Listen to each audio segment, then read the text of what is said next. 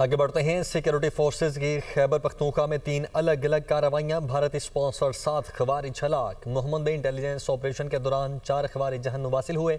लक्की मरवत में फायरिंग के तबादले में 2 खवारिज मारे गए हैं। इस हवाले से ब्रिगेडियर रिटायर्ड राशिद वली खान साहब हमारे साथ मौजूद हैं, दिफाई तजियाकार हैं। राशिद वली साहब, बहुत शुक्रिया आपने हमें ज्वाइन किया। कैसे देखते हैं खवारियों के खिलाफ जो कामयाब कार्रवाइयाँ जारी हैं पाक फौज की? ऐसी कार्रवाइयों का तसलसल है जो आपने 24-48 घंटे पहले एक बहुत बड़ी तादाद खवारिज की जहन्नुम हासिल हुई। ये 7 जो जहन्नुम हासिल हुए 2 इंसिडेंट्स में, लकी मरवत में और दूसरी जगह, ये इंडिकेट करता है कि ये इनका नाटका बंद किया जा रहा है और अरसा हयात इनसे तंग हो रहा है। लगातार ऑपरेशंस हो रहे हैं और चूंकि अभी सारा जो जोर है वो इंटरनल क्लेंजिंग पे है और इंटरनली जो इनकी पॉकेट्स थी जहां से ये आके रिवाइव होके अटैक करते थे, तो उसको टारगेट बनाया जा रहा है और इनकी जो किलिंग हो रही है ये चीज को इंडिकेट करता है कि ये कितना सक्सेसफुली अब इनको सर्वेल किया जा रहा है और टारगेट किया जा रहा है।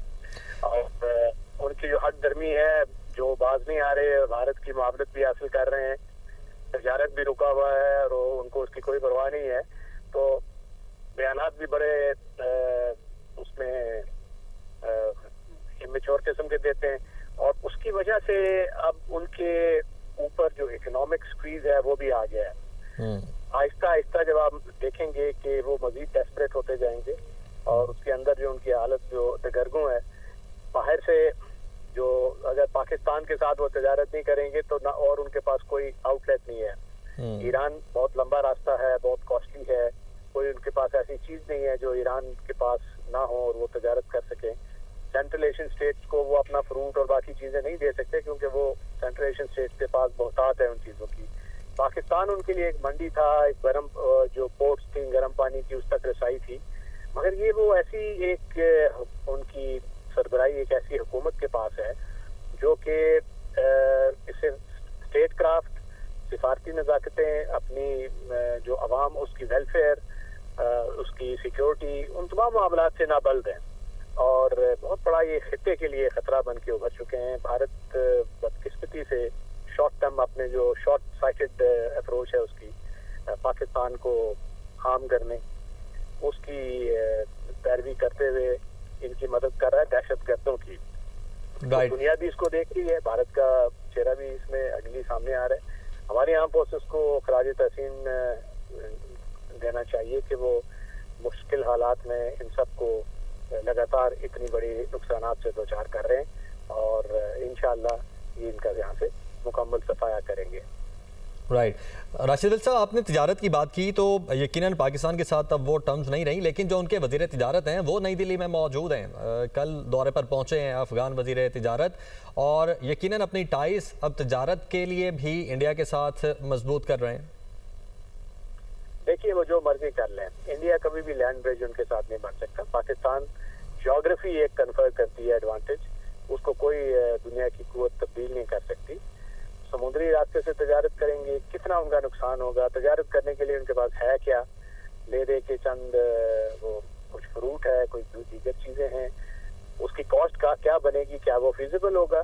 तो ये सारी चीजें ऐसी ये ऑप्टिक्स के लिए वो कर रहे हैं और ना सेंट्रल एशिया उनको एक्सेस देगा, ना फिजिबल है ईरान की तरफ। एक ही पाकिस्तान के पास रास्ता था जिससे वो प्रॉफिटेबल भी होते थे, इकोनॉमिकली वायबल था। भारत उनको थपकियां तो दे रहा है मगर कुछ प्रैक्टिकली इकोनॉमिक टर्म्स में जिसको कहते हैं रिटर्न्स, वो भारत उनको नहीं दे सकता। जल्द या बदेर उसको उसका इदराक हो जाएगा और वो नुकसान उठाएंगे। राइट। बिल्कुल राशिद वली साहब, अगर हम देखें तो फितना खवारिज हों या फिर भारतीय स्पॉन्सर्ड खवारिज हों, इन की जानिब से जो कार्रवाइयाँ वो खैबर पख्तूनख्वा या बलूचिस्तान के इलाकों में की जाती हैं, आखिर इन दोनों ही जगहों पर क्यों कार्रवाइयाँ की जाती हैं? क्या यहाँ पर अहदाफ हासिल करना आसान है इनके लिए? जी हाँ, यहाँ देखिए ना, ज्योग्राफी, दोनों मुल्का इलाके हैं अफगानिस्तान से, बेसिस अफगानिस्तान में, वहाँ से ये इनको ट्रेनिंग की जाती है, सपोर्ट बेस है, तैयार होके उसमें फ्रेश होके फाइनेंशियली इनको वो सपोर्ट वहाँ से दी जाती है, तैयार किया जाता है और वहाँ से उनको आना दर अंदाजी आसान है, बॉर्डर बहुत दुश्वार गुजार है और उसमें से ये एक्सप्लॉइट करके यहाँ आते हैं। ये रीजन है इसकी। राइट। और राशिद अली साहब, ख़ास तौर पर जो एक इम्पॉर्टेंट डेवलपमेंट हुई है यूएन में, वो ये है कि डेनमार्क की जो सफ़ीर हैं क्रिस्टीना मार्क्स, उन्होंने कलअदम टीटीपी को एक ख़तरा करार दिया है। उनके मुताबिक कलअदम टीटीपी के 6000 जंगजू हैं जो कि अफगानिस्तान में मौजूद हैं। अफगानिस्तान की जो गवर्नमेंट है वो सपोर्ट कर रही है। तो यूएन जैसे फोरम पर डेनमार्क जैसे कंट्री की सफ़ीर का इस बात को सामने लाना, इस पर बात करना, ये आपकी नज़र में अब कितना इम्पोर्टेंट है? इम्पोर्टेंट है। तमाम जो मुल्क भी इस पे अपने तहफ़्फ़ुज़ात का इजहार करेगा, हमारे लिए ये अच्छा है कि ये सपोर्ट बढ़ती जाएगी, इसका मोमेंटम। आज डेनमार्क है, कल दीगर और ममालिक यूरोप के उस पर बोलेंगे। मिडल ईस्ट के ममालिक तो वैसे ही मुतफक्किर हैं, तुर्की, कुवैत, तुर्की, कतर, सऊदी अरेबिया, ये डायरेक्टली और इनडायरेक्टली इन्वॉल्व है मीडिएशन में।